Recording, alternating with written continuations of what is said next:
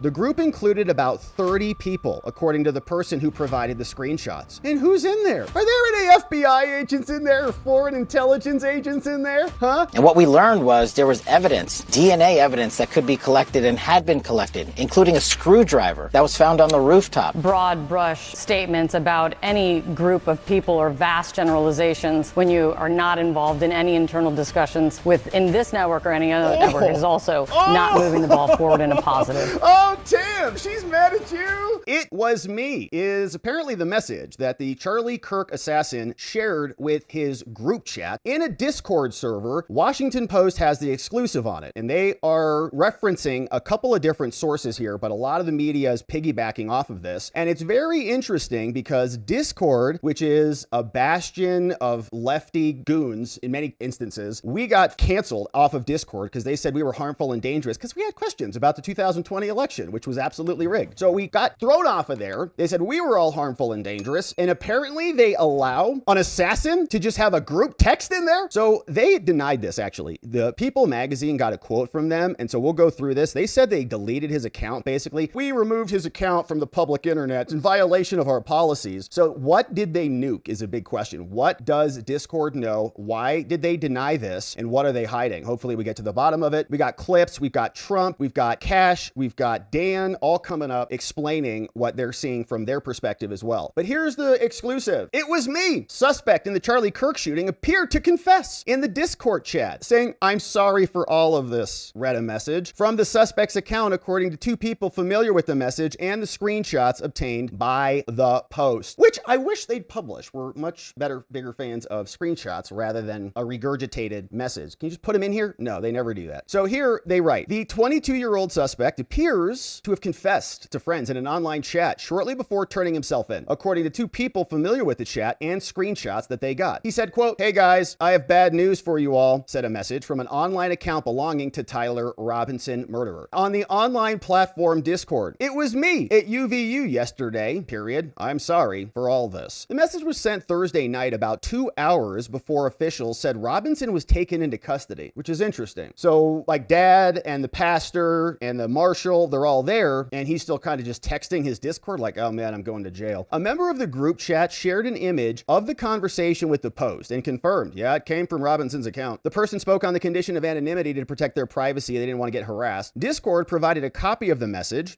with the confession to authorities, according to a person familiar with the company's interaction with law enforcement. See, that's interesting because they denied this. And let's pause and just go over there. So this was an article from yesterday, and they said from People that apparently he exchanged jokey messages also on Discord. Okay, so like the messages have been kind of getting worse. It's like, oh, there was a conversation about him being a doppelganger. Oh, my doppelganger looks just like me, because somebody said, "Hey, where are you at?" And he said, "I don't know, my doppelganger is trying to get me in trouble." And it was a picture of him flying around because that's what the FBI put out. So the messages were getting, it's kind of doppelganger. Then it turns into, as we're seeing now, a confession. But this was the story about the jokey messages. And Discord was asked about this and they responded. And this is, I guess, who they talked to as People. But this was the background before we even got to this confession post. They said messages also sent by Kirk's killer, including a joke about the doppelganger, happened. He was arrested 33 hours. We know Charlie was shot and killed. After seeing the photos, one of Robinson's acquaintances pointed out that his resemblance to the man on Discord. He says, kind of look like him. The unidentified acquaintance, who is this, sent the images in the group chat around 1 p.m. local time, tagging Robinson's username and writing WYA, meaning where you at, with a skull emoji, seemingly nodding to his resemblance as the person of interest. So you look a lot like that photo that the FBI just released, where you at. Within a minute, Robinson, the shooter, had replied, alleged shooter, saying that doppelganger, right? That's a person who looks exactly like you. It's like your twin. My doppelganger is trying to get me in trouble. In other messages obtained by the outlet, another member of the Discord group chat wrote, "Tyler killed Charlie." Another member, okay? These are all co-conspirators. While a different user suggested that the group could turn in Robinson for the FBI reward. Suspect Robinson said, "Only if I get a cut." One user also made reference to Luigi Mangione, the guy who shot the healthcare worker in the back, that the Democrats, including Taylor Lorenz, salivated over. Like, he's so dreamy. Look at his photos. According to the Times, the Discord user issued Robinson the following warning, seemingly in jest. He says, "Whatever you do, don't go to a McDonald's anytime soon," right? That's action, conspiracy, and furtherance of the offense, keeping him concealed from law enforcement. Indict him. Suspect reportedly responded by writing that he better also get rid of the manifesto. And he said, "I better get rid of my manifesto and the exact copy of a rifle I have lying around. And another user suggested that Trump would send the National Guard to come in here. Robinson said, in a red state? Nah. Clearly the shooter was from California, is what Robinson said. So lots of this conversation happening on Discord. In other messages obtained by the Times, Robinson reportedly sent messages about the ammunition used in the fatal shooting, implying that he was closely following the news about the killing. It was later revealed that the inscriptions on the bullet did not reference transgender issues. I'm not so sure that's right there, article bucko person. I heard the ammo had something about trans stuff on it, someone said, but they aren't releasing photos or exact quotes, the suspect said at one point. Minutes later, he seemingly joked. He said,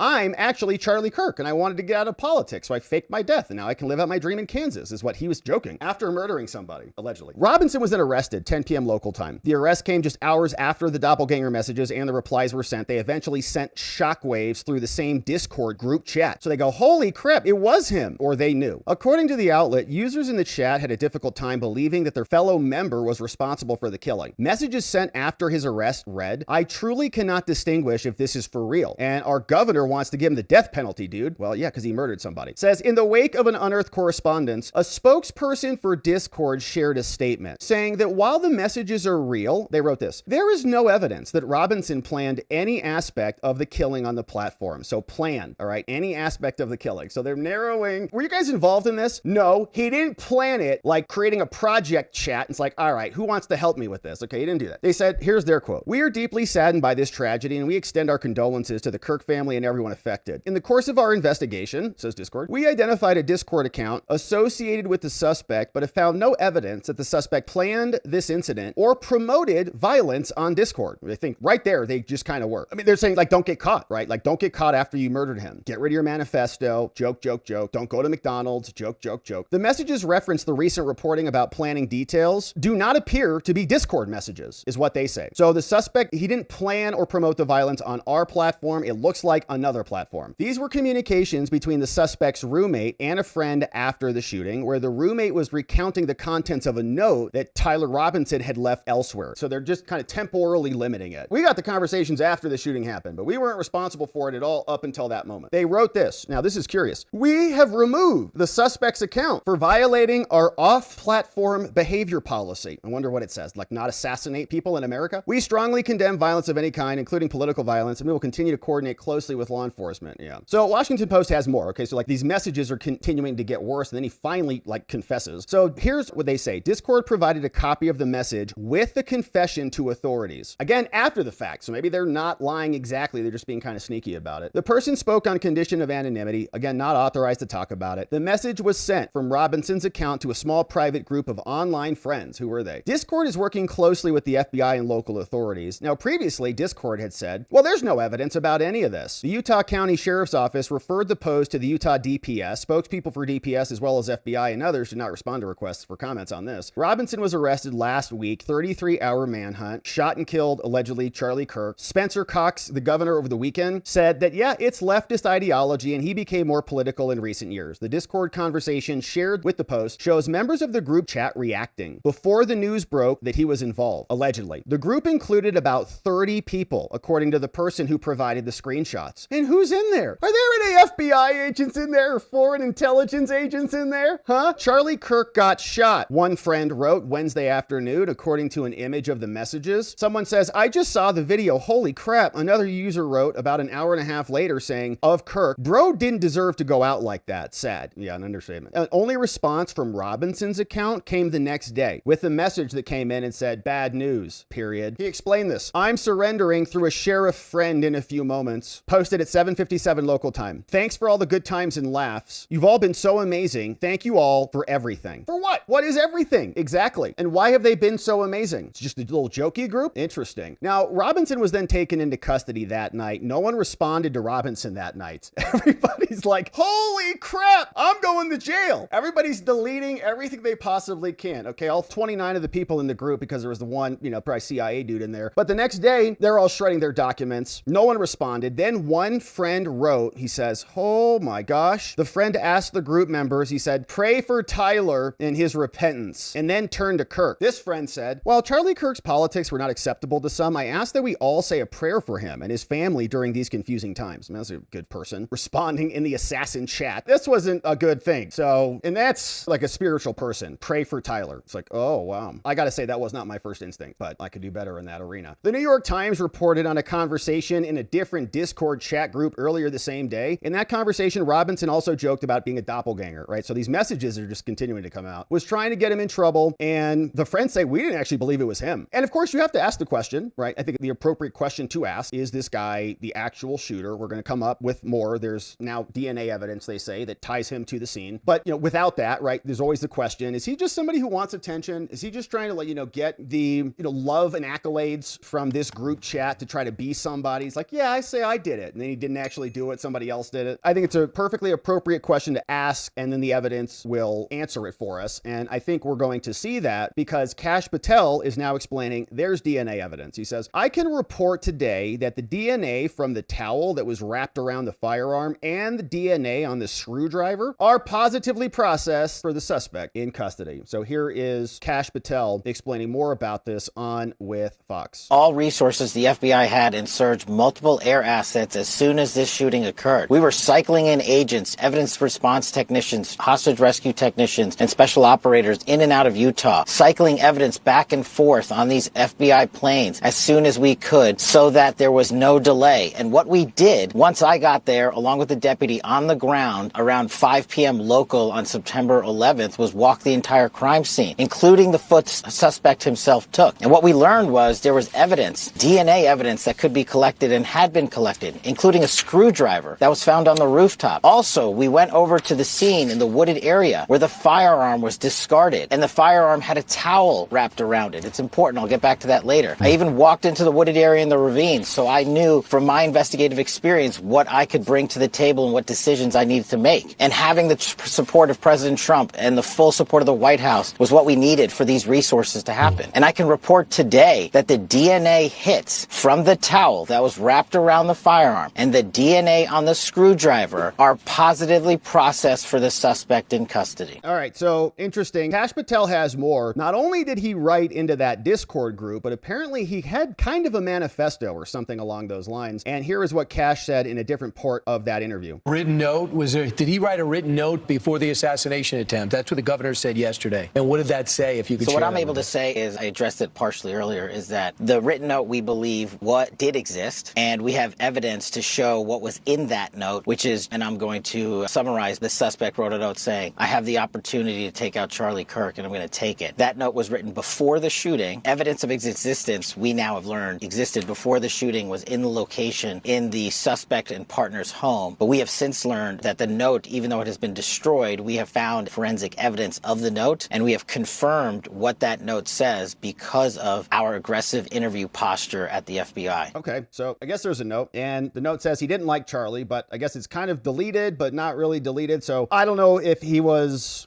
typing it, putting it in the trash recycle bin, and then emptying the recycle bin, and they just were able to undelete it, or whether it was like a Gmail draft or something, and you're like, I don't like this. Or like you're going to write this tweet, you're going to write a disgusting tweet about how much you love murder, and then you wake up and you realize, oh, I'm not a bad person. And so you don't, post that. Is it in your drafts? Or even if you delete the draft, is it in the cache somewhere? Okay, what did they find? I don't know. But apparently there's a note, but we can't really know what's in it, and it may be deleted and gone. But they may know it exists because of their forensic evidence and their interviews. But we got a lot of reaction here from Tim Burchett and Dan Bongino and others. And Dan is saying, supporting Kash, that we are going to look into this man. No stone will be left unturned. Don't even think about it. Is there any connection at all between the person who was asking the question about mass shooters and trans killers, or was that just a stunning coincidence when that single shot was fired? Well, we're investigating that. I don't want to say conclusively right now if there was a connection or not. Sometimes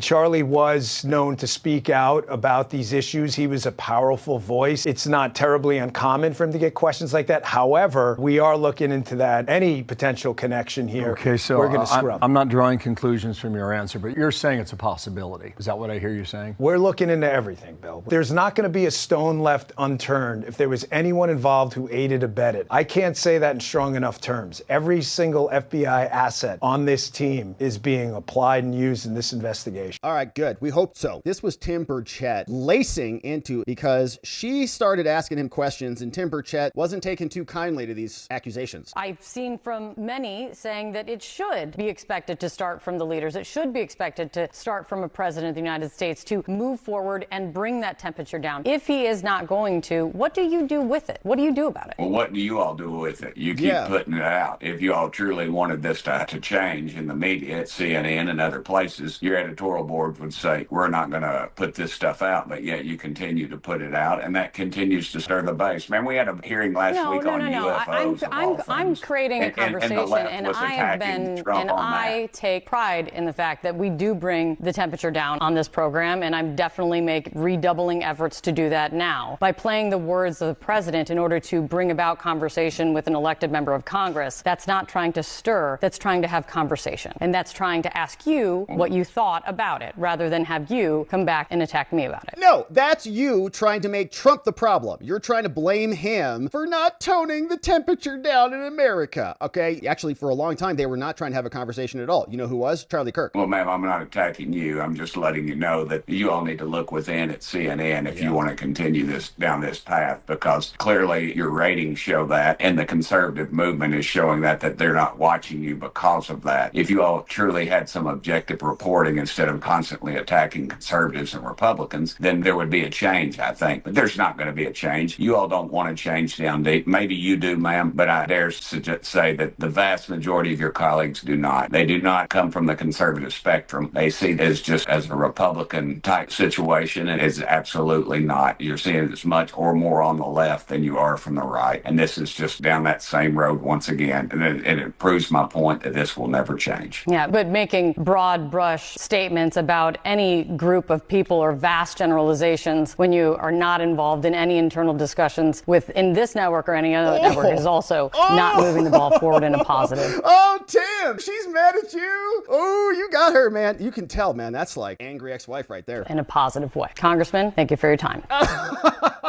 Well, you don't sit in our meetings there, Tim. And so we actually have separate conversations. So you're not a privy to them. We see. Okay, we saw who Jake Tapper brought in. Charlie's body was still warm, and they brought on Andy McCabe. Okay, like one of the most dishonest people ever who Charlie would have railed against. It probably did. But it's CNN. All right, so don't sit there and lecture us. We know who you are. You guys have been screeching and endorsing and propping up this infrastructure for a generation now. And now you're going to do your little look down your glasses at us. She's not wearing glasses, actually, which is different. Most people over there are. Anyways, that's the president. Shout out to Timber Chet for laying it on. He got her. I don't know where he poked her, man, but she was not happy with that. So here is the president. Trump was out doing a little press gaggle, and he's talking about what's coming next in the Charlie Kirk investigation. When we attack people, we have to be careful. You mentioned Charlie Kirk, sir.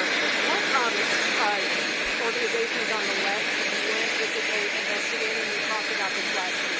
Well, the problem is on the left. If you look at the problem is on the left. It's not on the right, like some people like to say on the right. And when you look at the agitators, you look at the scum that speaks so badly of our country, the American flag burnings all over the place, that's the left. That's not the right.